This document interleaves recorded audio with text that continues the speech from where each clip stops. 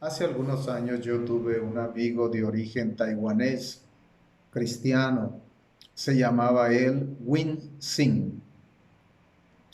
En cierta ocasión, Will Sing se me acercó y me dice, Moisés, usted no es un hombre completo. ¿Qué pasa, Will Sing? Le digo. Ni yo soy un hombre completo, me dice. Usted y yo no seremos hombres completos hasta que traigamos a nuestra vida una parte de nosotros que nos hace falta. Explíqueme, Winsing, le digo, ¿de qué se trata? Pues se trata de la mujer. Mientras usted y yo no traigamos una mujer a nuestra vida como esposa, no seremos hombres completos. Oh, entiendo, Winsing, le digo yo. Y a menudo sacaba una fotografía de su novia que había dejado allá en Taiwán y me decía, mire, esta es la mujer que a mí me hará un hombre completo. Cuando yo termine mis estudios y regrese a Taiwán, me voy a casar con ella. La voy a traer a mi vida y ella me va a hacer el hombre completo que Dios quiere que yo sea. Bueno, Winsing, le decía yo, muy bien. Y de acuerdo a la revelación bíblica, Dios no solo creó al ser humano en sus dos versiones, varón y hembra, a su imagen y semejanza, sino que también los unió en matrimonio, en una sola carne. Este es el prototipo del matrimonio ideal y original que Dios creó. Dos seres consubstanciales pero distintos, así como la Trinidad, Dios Padre, Dios Hijo y Dios Espíritu Santo. Tres personas, pero un solo Dios verdadero. De la misma manera, así el hombre y la mujer participan de la misma sustancia, ambos creados a imagen y semejanza de su Creador, pero con fisionomía física y psíquica diferenciadas, específicas y con diferentes cargas hormonales. Esto es lo que dice el relato bíblico acerca de estos individuos. Dice, y Dios creó al ser humano a su imagen. Lo creó a imagen de Dios, hombre y mujer los creó. Más adelante sigue diciendo el relato acerca de la creación de la mujer. Entonces Dios el Señor hizo que el hombre cayera en un sueño profundo y mientras éste dormía, le sacó una costilla y le cerró la herida.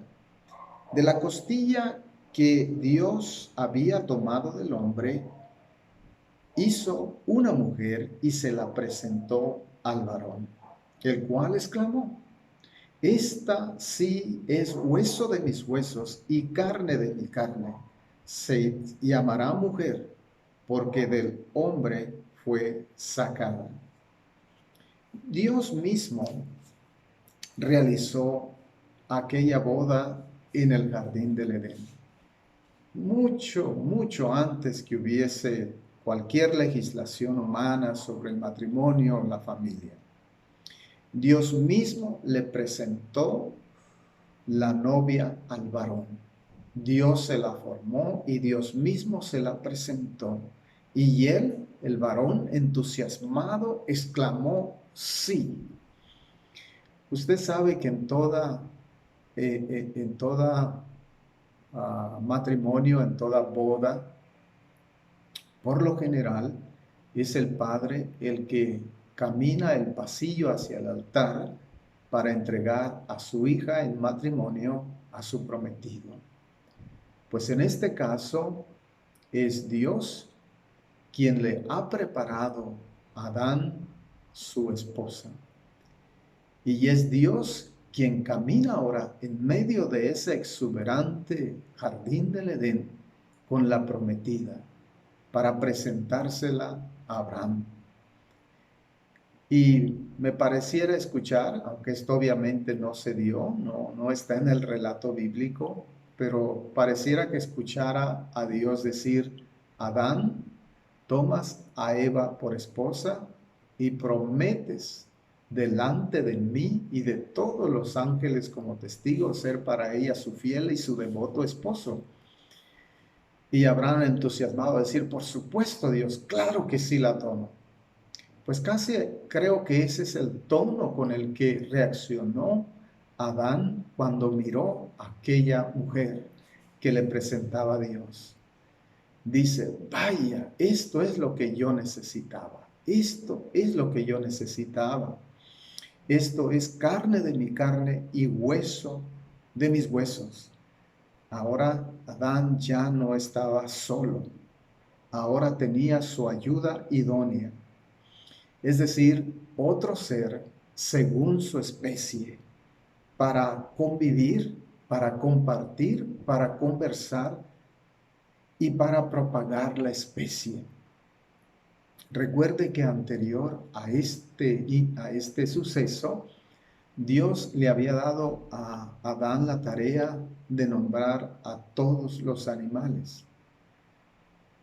Y había estado Adán nombrando a todos los animales, a todas las especies de animales, y dice que cuando ha terminado no ha encontrado ayuda idónea para él. Es decir, no había entre todas aquellas criaturas una que fuera semejante a él.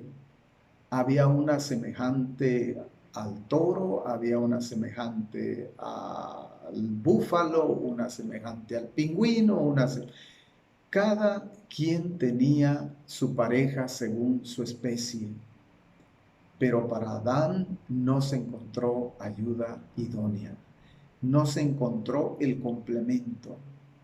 Entonces Dios ahí completa a Abraham de su misma carne, de su mismo hueso. Y es como Winsing me decía: tú y yo no estamos completos hasta que Dios nos traiga una mujer a nuestra vida como esposa. Entonces, cuando eso suceda, seremos seres completos.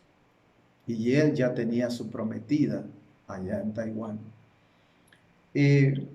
Dios los une y Dios los bendice allí en el jardín del Edén.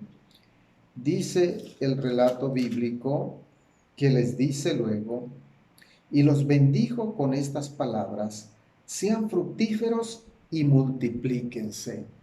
En otras palabras, tengan su luna de miel, tengan hijos, procréense, tengan familia. Dios mismo entonces trajo a Adán su compañera, su pareja, su ayuda idónea, su compañía. Y por esta causa, concluye el escritor el relato, por esta causa deja el hombre. Esta es la razón por la que el hombre deja a su padre y a su madre y se une a su mujer, y los dos se funden en un solo ser. Génesis 2:24. Y ya a manera de apéndice, el escritor añade un dato interesante. Dice: ambos estaban desnudos y no se avergonzaban. Había en ellos un estado de inocencia, toda ausencia de malicia, toda ausencia de maldad. Había una relación traslúcida entre ellos dos y entre ellos dos y Dios. No había señalamientos, no había prejuicios, no había tabúos entre ellos dos y entre su creador. Como dije, había una relación transparente, inocente, translúcida. Ahora, de aquel matrimonio ideal, de aquel prototipo de matrimonio perfecto, al matrimonio que vivimos el día de hoy, hay una gran diferencia. Y lo que vino a marcar esta diferencia fue la introducción del mal al jardín del Edén. Si usted recuerda el relato de la creación y de la colocación del hombre en el jardín del Edén, incluía el árbol de la ciencia del bien y del mal que Dios había puesto en medio del huerto y que Dios le había ordenado al hombre que no comiera de él, porque el día que él comiera de ese árbol, entonces moriría. Y en el capítulo 3 del libro de Génesis se nos introduce aquel ser que indujo a la mujer a desobedecer, que vino y sedujo a la mujer a comer del árbol de la ciencia del bien y del mal, la cual ofreció posteriormente a su compañero y éste terminó comiendo también. A partir de ese momento y desde entonces, todo otro matrimonio, incluido el suyo y el mío que hace años dejó de existir, llevan la marca de la caída, la del pecado original, la rebeldía, el egoísmo y la independencia del individualismo. Yo quiero ser mi propio Dios. Yo quiero tener control de mi vida. Recuerde las palabras del diablo a Eva. Serán ustedes como dioses. Dios es egoísta. Dios no quiere compartir su sabiduría con ustedes. Tómenla ustedes. Tómenla ustedes y sean como dioses. Y eso es lo que ellos hicieron.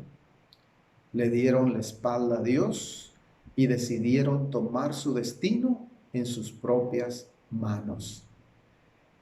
Y desde entonces todos traemos esa marca, la marca del pecado original, de la rebeldía, de la independencia, del individualismo, de querer nosotros conducir nuestros asuntos en nuestras propias manos.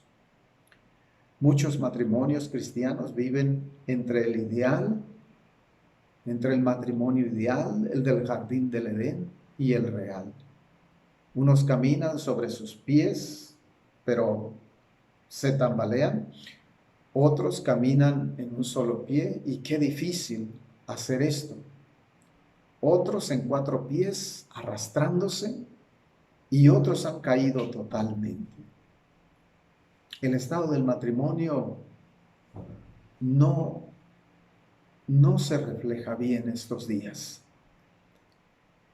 Del ideal, del prototipo ideal del matrimonio que Dios nos presenta en el libro de Génesis, al real, es decir, al que vivimos el día de hoy, ha habido un desplazamiento, podríamos decir, de 360 grados, de aquel matrimonio heterosexual de pureza, de complemento perfecto, a uno homosexual, completamente contrapuesto al ideal, al prototipo de Dios.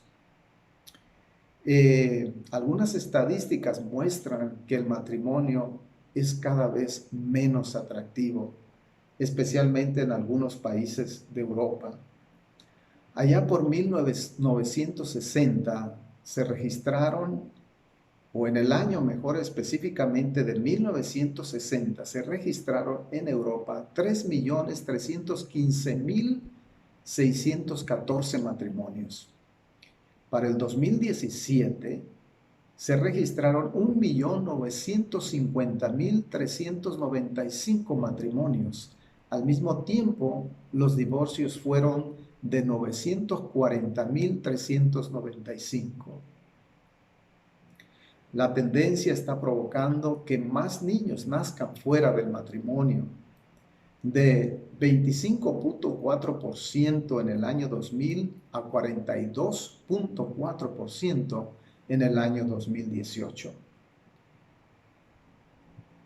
El incremento del ateísmo en España por ejemplo, incide negativamente en el matrimonio. En 1991, el 71% de los españoles afirmaban que Dios jugaba un papel importante en sus vidas. Para el año 2019, es decir, hace que dos años, ese porcentaje cayó a un 45%. Es decir, ahora ya no son 71% de los españoles que afirman que Dios juega un papel importante en sus vidas. Ahora solo es el 41%. En México, según el INEGI, Instituto Nacional de Estadística y Geografía, en 1980 se registraron cuatro divorcios por 100 matrimonios. Pero para el 2019, sí se registraron 32 divorcios por cada 100 matrimonios. Por otro lado, las nuevas generaciones ya no se quieren casar. Un fenómeno realmente global y que está alarmando a muchos gobiernos, los cuales están respondiendo a esta tendencia dando algunos incentivos a los jóvenes a manera de motivarlos para que contraigan matrimonio. Sus poblaciones están envejeciendo y sus jóvenes no se quieren casar. Las nuevas generaciones no quieren casarse.